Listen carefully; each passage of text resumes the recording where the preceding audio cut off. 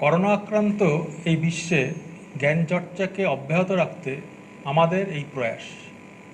আজ আমরা ক্লাস 8-এর তৃতীয় অধ্যায় ঔপনিবেশিক কর্তৃত্ব প্রতিষ্ঠা আলোচনা করব। Today we discuss chapter 3rd only. এই চ্যাপ্টারের নাম হলো ঔপনিবেশিক কর্তৃত্ব প্রতিষ্ঠা বা establish the colonial authority. First we discuss what is the meaning of term authority. কর্তৃত্ব যখন নিরঙ্কুশভাবে প্রতিষ্ঠিত হয় তখন সেই আধিপত্য অর্জন হয় কোনো অঞ্চলে। এই আধিপত্য বা কর্তৃত্ব প্রতিষ্ঠার কতগুলো উপায় আছে সেগুলো আমরা পরে বোর্ডে দেখাবো। তার আগে আমরা দেখে নিই যে ব্রিটিশ ইস্ট ইন্ডিয়া কোম্পানি কীভাবে ভারতে তার সূচনা করেছিল। তোমরা জানো 1600 খ্রিস্টাব্দে যখন রানীর চার্টার নিয়ে প্রাচ্যে তারা বাণিজ্য করতে আসে, 1613 খ্রিস্টাব্দে সুরাটে তারা প্রথম তাদের ঘাঁটি স্থাপন করেছিল, কার্যকারী ঘাঁটি সুরাটে স্থাপন করেছিল। কিন্তু দেখা গেল যে সুরাট যেহেতু অনেকগুলো ইউরোপীয় কোম্পানির কেন্দ্র ছিল, তাই কোম্পানি পরবর্তীকালে সেখান থেকে সরে এসে চলে আসে মাদ্রাজে বা সেন্ট জর্জ দুর্গে। এই যে দীর্ঘ পথ, এর মধ্যেও কোম্পানি কয়েকটা জায়গায় ঘাঁটি করার চেষ্টা করেছিল, কিন্তু সুরাট যেহেতু ছিল তৎকালীন ভারতের শ্রেষ্ঠ বন্দর, তাই প্রত্যেকের লক্ষ্য ছিল সুরাটে নিজের কেন্দ্র বা ঘাঁটি স্থাপন করা। পরবর্তীকালে ইস্ট ইন্ডিয়া কোম্পানি 1639 খ্রিস্টাব্দে সেন্ট জর্জ দুর্গ বা পরবর্তীকালে মাদ্রাস প্রেসিডেন্সি গঠন করে। মাদ্রাস প্রেসিডেন্সির পাশাপাশি পরবর্তীকালে বোম্বেকে কেন্দ্র করে আরও একটা প্রেসিডেন্সি তৈরি হয় এবং সর্বশেষে তৈরি হচ্ছে বাংলা প্রেসিডেন্সি। তোমরা জানো 1765 খ্রিস্টাব্দে দেওয়ানি লাভের মধ্যে দিয়ে কোম্পানির ভারতবর্ষে রাজনৈতিক ভিত্তি সুদৃঢ় হয়েছিল। কার্যত কোম্পানি এই সময় ভারতে একটা বৈধ রাজনৈতিক ক্ষমতাশালী শক্তিতে পরিণত হয়েছিল। তারই ফলশ্রুতিতে 1772 নাগাদ তোমার বাংলা প্রেসিডেন্সি প্রতিষ্ঠিত হয়। বাংলা প্রেসিডেন্সি প্রতিষ্ঠার ক্ষেত্রে তার যে পরিধি ছিল সেটা ছিল একটা বিশাল। আজকের বার্মা থেকে শুরু করে পাঞ্জাবের উত্তর অংশ পর্যন্ত বিস্তীর্ণ অঞ্চল ছিল বাংলা প্রেসিডেন্সির ব্যাপ্তি। এবং 1773 রেগুলেটিং অ্যাক্ট দ্বারা এই প্রেসিডেন্সিগুলোর মধ্যে কলকাতায় যে তার রাজধানী হবে সেটা অনেকটা সুনিশ্চিত করা হয়েছিল। এখন আমরা একটা নতুন টার্ম শিখব, সেটা হচ্ছে প্রেসিডেন্সি কাকে বলে। প্রেসিডেন্সি বলতে বোঝায় ভারতে ব্রিটিশ অধিকৃত ভূখণ্ডে সক্রিয়ভাবে বা স্থায়ীভাবে বা কার্যকারীভাবে ব্রিটিশ শাসনকে প্রতিষ্ঠিত করার প্রশাসনিক প্রচেষ্টা হচ্ছে প্রেসিডেন্সি ব্যবস্থা। তাহলে সেই অর্থে ভারতবর্ষে তিনটে অঞ্চলে ওদের ছিল, ঘাঁটি ছিল। একটা হচ্ছে এই অঞ্চলকে ঘিরে মাদ্রাস প্রেসিডেন্সি, আর একটা হচ্ছে বোম্বে প্রেসিডেন্সি যার ব্যাপ্তি ছিল আরও উপরে সিন্ধু পর্যন্ত, আর কলকাতা প্রেসিডেন্সি যেটা এখানে দেখানো যাচ্ছে না সেভাবে, সেটা হচ্ছে তোমার বার্মা থেকে পশ্চিম উত্তরপ্রদেশ পর্যন্ত বিস্তীর্ণ অঞ্চল জুড়ে ছিল হচ্ছে কলকাতা প্রেসিডেন্সির। এই প্রেসিডেন্সিগুলোর মধ্যে 3 জন গভর্নর ছিল, বোম্বে, মাদ্রাজ এবং কলকাতা। কিন্তু এই গভর্নরদের মধ্যে ক্ষমতার দ্বন্দ্ব ছিল, ফলে কোম্পানি বিভিন্ন সময় এর জন্য অসুবিধায় পড়েছিল। আমরা দেখেছিলাম যে ইঙ্গো ফরাসি প্রতিদ্বন্দ্বিতায় দক্ষিণ ভারতে বা টিপু সুলতানের সঙ্গে যুদ্ধের সময়, সেখানেও আমরা বাংলা প্রেসিডেন্সির সাথে মাদ্রাস প্রেসিডেন্সির গভর্নরদের মধ্যে একটা ক্ষমতার দ্বন্দ্ব বা ক্ল্যাশ ছিল, যেটা কোম্পানি ভাবমূর্তি ভালো করেনি। সেই সমস্যাকে দূরীভূত করতে এবং কোম্পানির উপর ব্রিটিশ পার্লামেন্টের কর্তৃত্বকে আরও সুদৃঢ় করার জন্য কতগুলো আইনি পদক্ষেপ নেওয়া হয়। তার প্রথম হচ্ছে 1773-এর রেগুলেটিং অ্যাক্ট।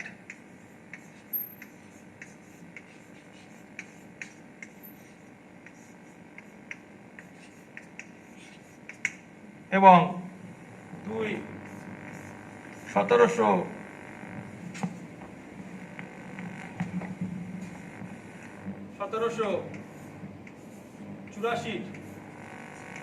পিটস অ্যাক্ট।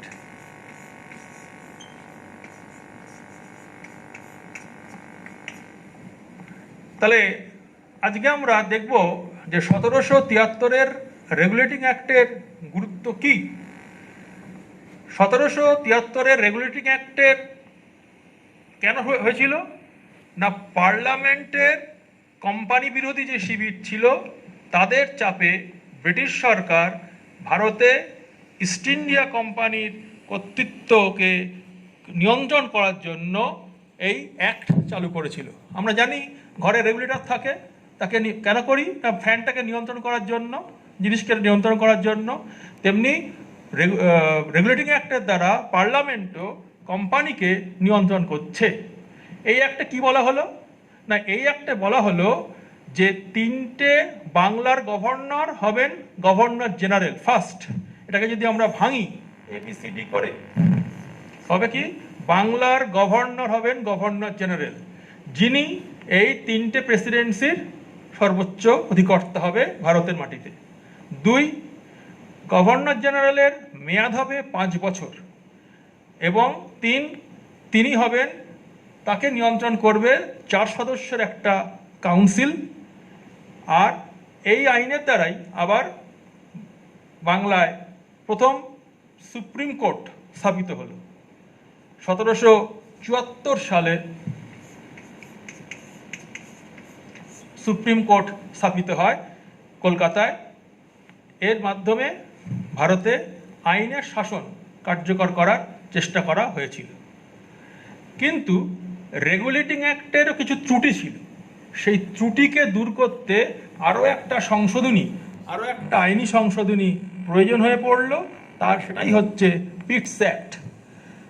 মাথায় রাখতে হবে, রেগুলেটিং অ্যাক্ট তৈরি হয়েছিল হচ্ছে যখন ব্রিটিশ প্রধানমন্ত্রী ছিলেন হচ্ছে লর্ড নর্থ।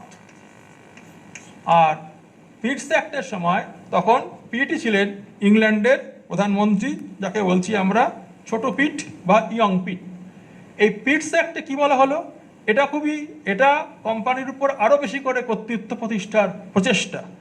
সে অর্থে আমরা একটা প্রশ্ন করতে পারি যে কিভাবে অষ্টাদশ শতকের শেষার্ধে ইংল্যান্ডের পার্লামেন্ট কোম্পানিকে নিয়ন্ত্রণের প্রয়াস নিয়েছিল বা আইনি প্রয়াস নিয়েছিল। তখন এই দুটো আইনকে ব্যাখ্যা করে দেখাতে হবে, তবেই একটা উত্তর আসবে। পিটস অ্যাক্টে কি বলা হলো না, পিটস অ্যাক্টে বলা হলো বাংলার গভর্নর জেনারেলকে অন্যান্য গভর্নরদেরকে মানতেই হবে। অ্যান্ড সেকেন্ড, কোম্পানি 6 সদস্যের একটা বোর্ড অফ কন্ট্রোল স্থাপন করলো লন্ডনে, যারা ভারতের কোম্পানি পরিচালন বর্গকে নির্দেশ দেবে। এই 6 সদস্যের কোম্পানি বোর্ড অফ কন্ট্রোল, যার নেতা হবেন হচ্ছে ব্রিটিশ ক্যাবিনেটের একজন মন্ত্রী। এছাড়া আরও একটা গুরুত্বপূর্ণ সিদ্ধান্ত হলো, সেটা হচ্ছে যে কোম্পানি আর যুদ্ধের মাধ্যমে ভারতবর্ষে রাজ্য জয় করবে না। পিটস অ্যাক্ট 1785 থেকে কার্যকর হয়েছিল।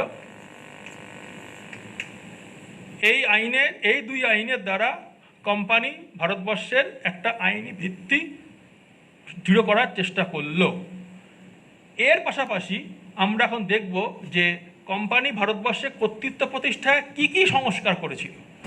আমি আগেই বলেছি কর্তৃত্ব কথার অর্থ, দেখো তোমরা, প্রথমে রয়েছে হচ্ছে আইন ও বিচার বিভাগীয় সংস্কার, ল অ্যান্ড জুডিশিয়াল সিস্টেম বা রিফর্মস। সেকেন্ড, পুলিশি সংস্কার, পুলিশি সিস্টেম, পুলিশি রিফর্মস। অ্যান্ড থার্ড, সেনাবাহিনী, মিলিটারি সিস্টেম।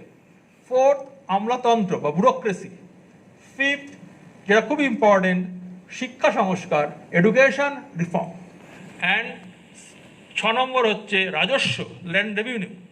আর যেটা আমাদের এই চ্যাপ্টারে নেই কিন্তু আমার মনে হচ্ছে এটা জরুরি, সেটা হচ্ছে যোগাযোগ ব্যবস্থা বা কমিউনিকেশন সিস্টেম। এই 7খানা, এই যে অক্টোপাসের মতো প্রায় ভারতবর্ষকে ঘিরে ধরছে, চেপে বসছে, এই 7খানা উপায় কোম্পানি ভারতবর্ষের মাটিতে কোম্পানি তথা ব্রিটেনের ঔপনিবেশিক কর্তৃত্বকে আরও বেশি বেশি করে প্রতিষ্ঠা করতে পেরেছিল। আজকে আমরা একটা একটা করে বিষয় ধরব। কাটবি একটু। এবার তাহলে আমরা দেখি এই সংস্কারগুলো কতটা সুগভীরভাবে ভারতীয়দের উপর চেপে বসেছিল বা ভারতীয়দেরকে প্রভাবিত করেছিল। ফার্স্টে আমরা দেখি আইন ও বিচার বিভাগীয় সংস্কার, ল অ্যান্ড জুডিশিয়াল সিস্টেম। ভারতবর্ষে কি আগে বিচার ব্যবস্থা ছিল না? অবশ্যই ছিল। ভারতবর্ষের মতো একটা প্রাচীন দেশ, সেখানে বিচার ব্যবস্থা থাকবে না, আইন ব্যবস্থা থাকবে না, অবিশ্বাস্য সেটা। কিন্তু ভারতবর্ষের মধ্যযুগীয় ঘরানার যে সমস্ত সিস্টেম তৈরি হয়েছিল সেখান থেকে বেরিয়ে আসার জন্য নতুন করে আইন ব্যবস্থা প্রবর্তনের প্রয়োজন পড়ল। এর পাশাপাশি এই আইনগুলো ইউরোপীয় ধারণাকে ভারতবর্ষের মাটিতেও আনা শুরু করলো। প্রথমে দুজনের নাম আমাদের জানতে হবে, কারণ সেটা তারা হলেন ওয়ারেন হেস্টিংস এবং হচ্ছে ওয়ারেন হেস্টিংস ও লর্ড কর্নওয়ালিস।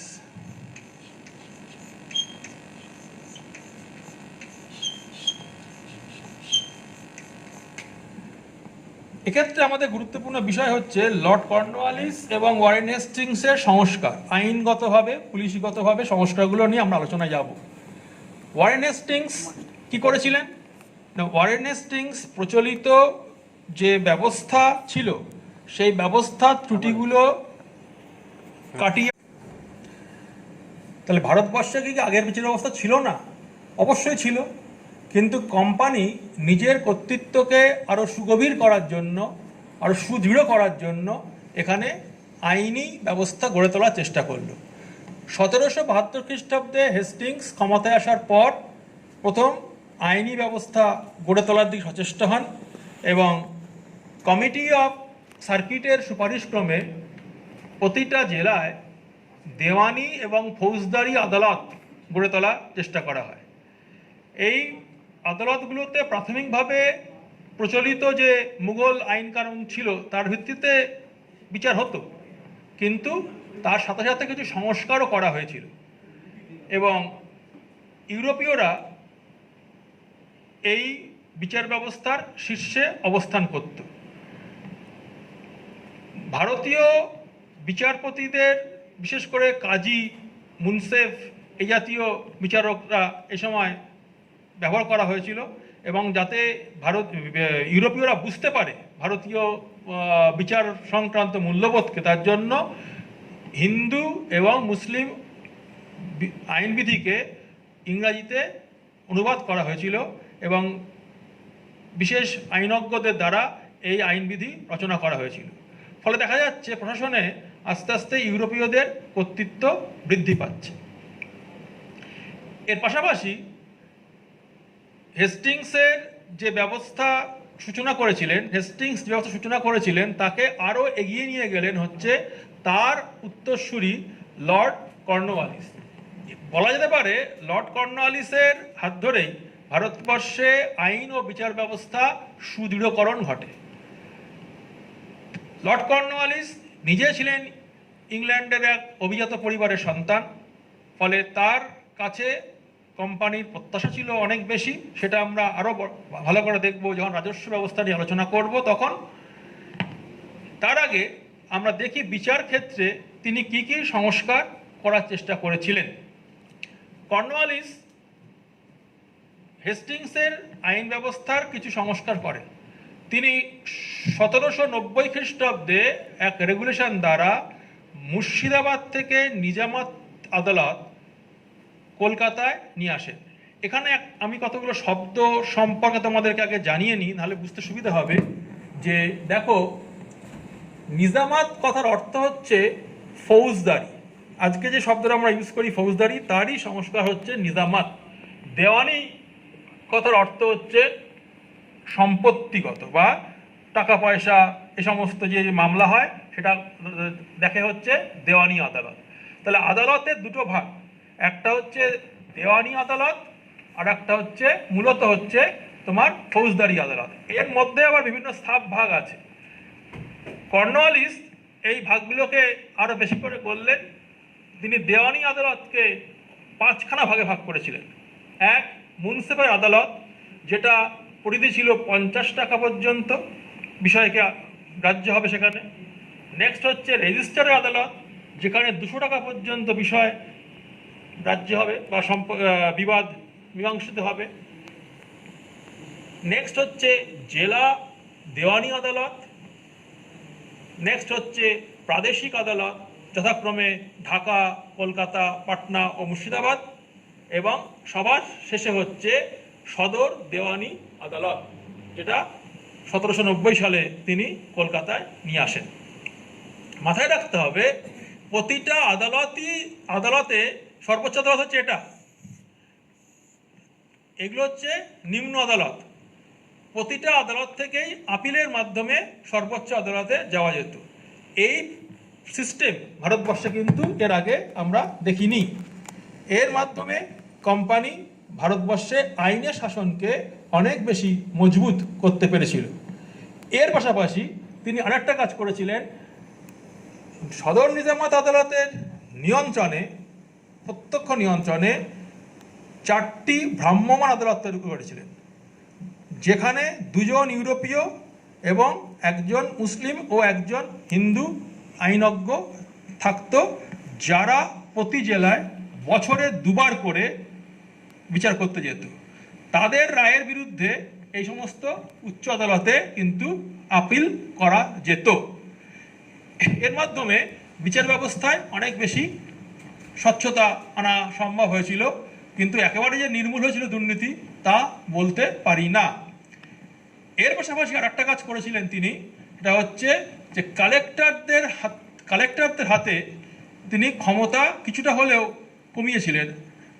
কারণ হচ্ছে বিচার এবং রাজস্ব দুটোর অধিকার তিনি একসাথে রাখতে চাননি, কিন্তু পরিস্থিতির চাপে শেষের দিকে তা কিন্তু আবারও করতে হয়েছিল। কাটতে পারে।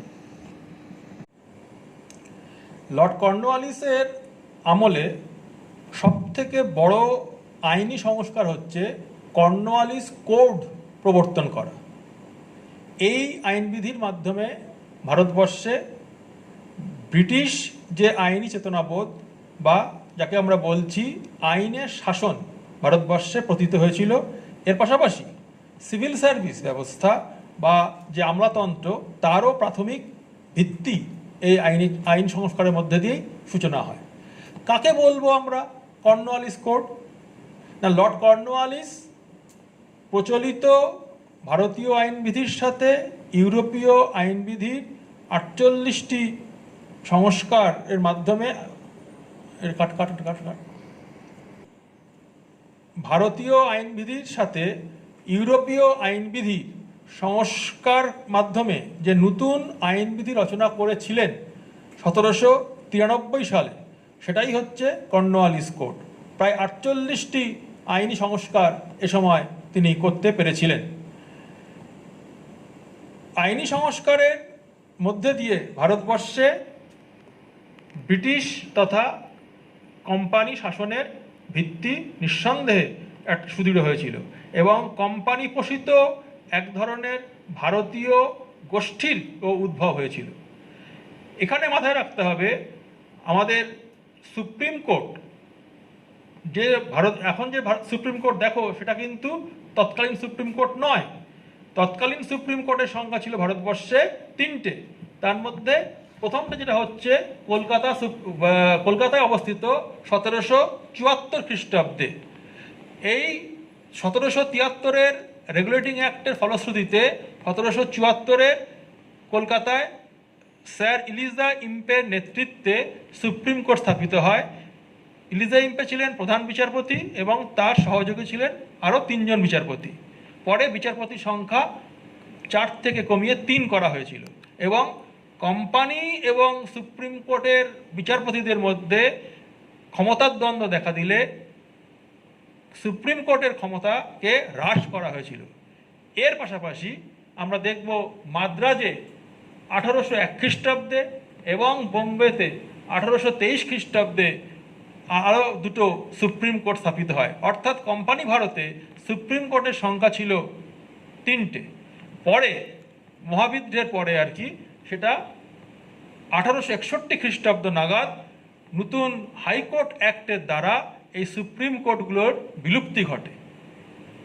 তখন থেকে প্রতি সুবা বা প্রদেশে হাইকোর্ট স্থাপিত হয়। এখন যে সুপ্রিম কোর্ট তোমরা দেখো বা দেখছো তার উদ্ভব কিন্তু 1935-এর ভারত শাসন আইনের দ্বারা। ঠিক আছে,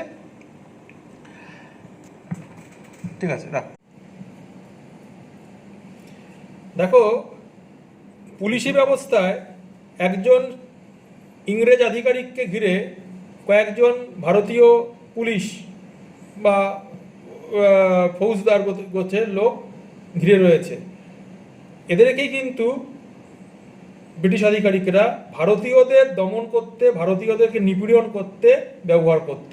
তেমনিভাবে তোমরা যদি এই ছবিটা দেখো, সেখানে ভারতীয়দের সার্বভৌমত্বকে ধ্বংস করার জন্য ব্রিটিশরা এই ভারতীয় সেনাকেই কাজে লাগিয়েছে।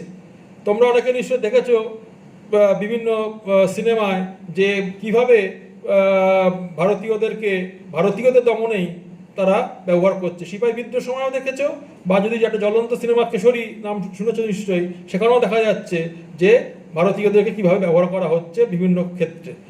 এক্ষেত্রে দেখতে পাচ্ছি যে এই যে ভারতীয়রা, তারা কিন্তু কখনোই ইংরেজ বা শ্বেতাঙ্গদের মর্যাদা পেত না। তারা কিন্তু সিপাহী নামেই পরিচিত ছিল এবং তারা ছিল অনেক বেশি দমিত এবং সর্বপ্রকার সুযোগ সুবিধাহীন।